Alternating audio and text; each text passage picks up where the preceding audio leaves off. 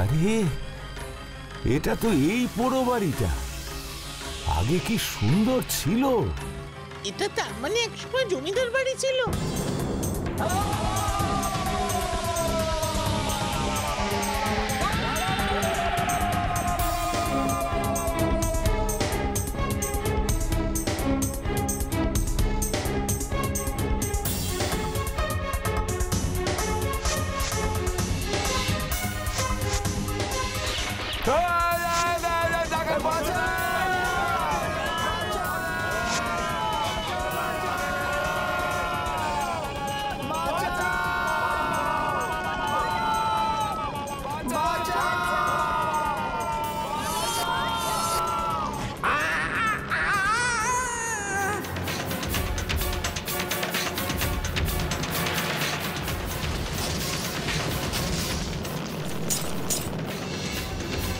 বাঁচাও, বাঁচাও।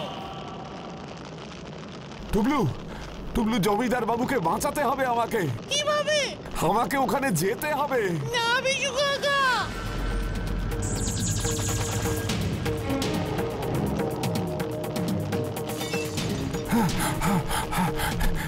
এখান থেকে পালাবো কি করে জমিদার বাবু?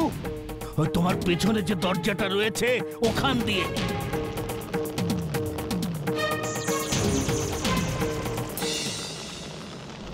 কি? হ্যাঁ হ্যাঁ, আমি সেই জমিদার। আমি তোমাকে ওখানে পাঠিয়েছিলাম।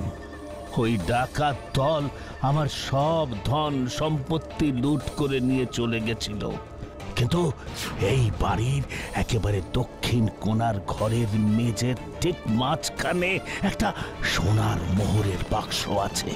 কেউ সেই গুপ্তধন পায়নি। আমি চাই ওই মোহরের বাক্স তুমি নাও, তা দিয়ে লোকের মঙ্গলের কাজে ব্যবহার করো। দেশের দশের কাজে লাগুক ওই মোহর। অনেক লোক এ বাড়িতে ঢুকেছে, ওই গুপ্তধন খুঁজেছে, তারা সকলেই আয়নার পরীক্ষায় ব্যর্থ হয়েছে। একমাত্র তুমি সফল হলে। তুমি সাহসী, তুমি সৎ, তাই তোমার হাতেই আমার শেষ গচ্ছিত সম্পদটুকু দিয়ে গেলাম। আমার আত্মা আজ শান্তি পেল। আমাকে আমাকে একটু জল খাওয়াতে পারো? নিচ্ছি জল।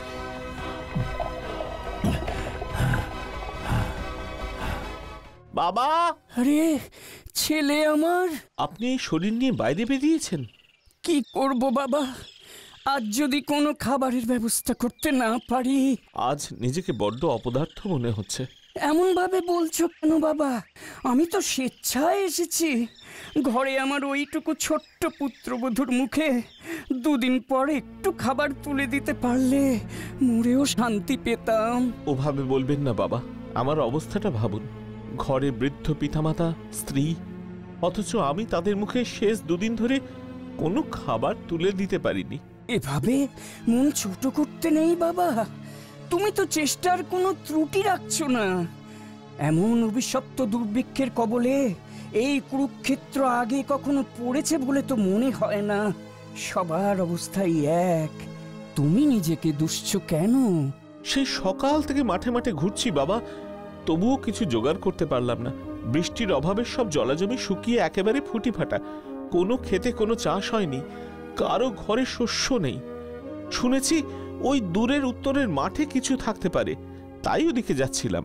কি বললে? উত্তরের মাঠে আছে? আহা, এই কথাটা তুমি তো আমাকে আগে বলবে। বাবা, আপনি আগেই এত আনন্দিত হবেন না। আগে দেখি সত্যিই আছে কিনা। তবে ওই উত্তরের ক্ষেতের দিকে যত এগোচ্ছি, আশেপাশের দুরবস্থা দেখে মনে তেমন কোনো সাহস তো পাচ্ছি না। না না না, মনে বল আনো, সাহস আনো। কখনো মন থেকে আশা ছেড়ো না। চলো বাবা, আমরা দুজনে মিলে গিয়ে দেখি, নিশ্চয়ই কিছু পাবো। এ কি বাবা, এখানে তো কিছু জবের দানা ছাড়া আর কিছুই নেই। এখানেও এক মুঠো ধান জুটলো না। হতাশ হও না বাবা, এই তো মিলেছে একটু জবের দানা। এ থেকেই বানাবো ছাতু। দুদিন পর আমাদের সকলের এই ছাতু দিয়েই ভাঙবে উপবাস। তাই হোক, চলুন চলুন তাহলে ওই জবের দানাগুলোই কুড়িয়ে নি।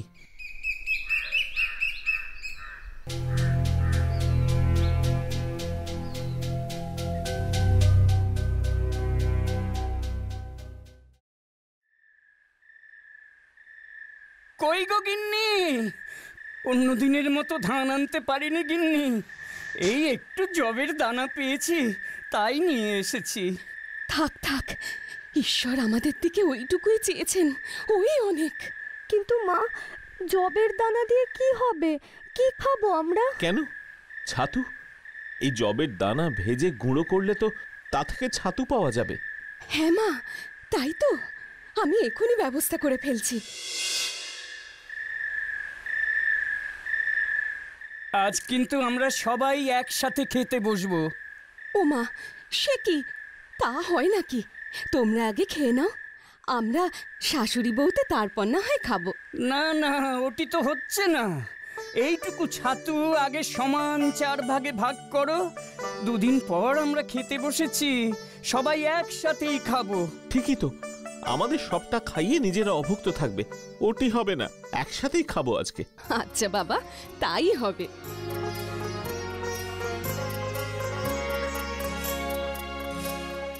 নাও, এবার ঈশ্বরের নাম করে মুখে একটু একটু করে তোলো দেখি।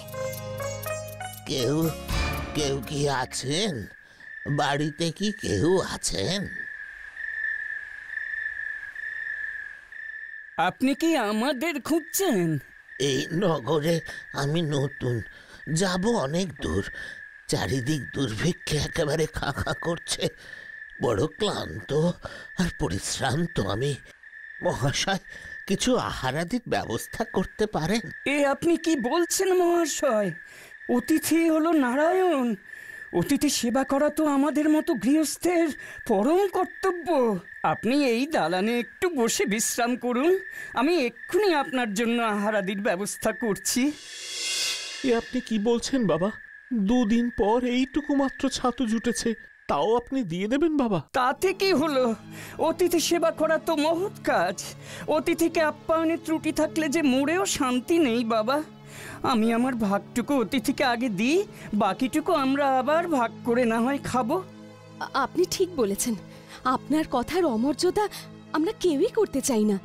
আপনি এই পাত্রে ছাতু দিয়ে অতিথি সেবা করুন। এই নিন মহাশয়, এইটুকুই ছাতু আছে, এই দিয়েই সেবা করুন। বড় খিদে পেয়েছিল।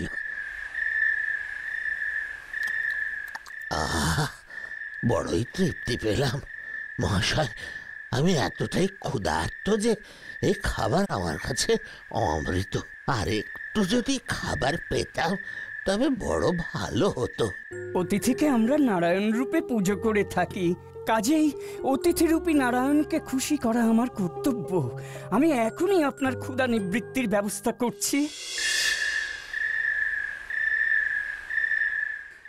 আপনি একেবারেই চিন্তা করবেন না, আমি আমার ভাগের ছাতু আপনাকে দিলাম, আপনি নিশ্চিন্তে নিয়ে যান। অতিথি সেবা পরম ধর্ম। দাও গিন্নি, দাও।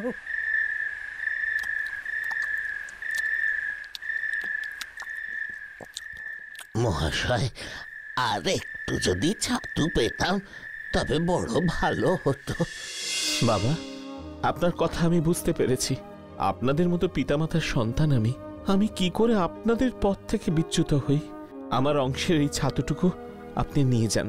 দেখেছো গিন্নি, ও যে আমাদেরই ছেলে।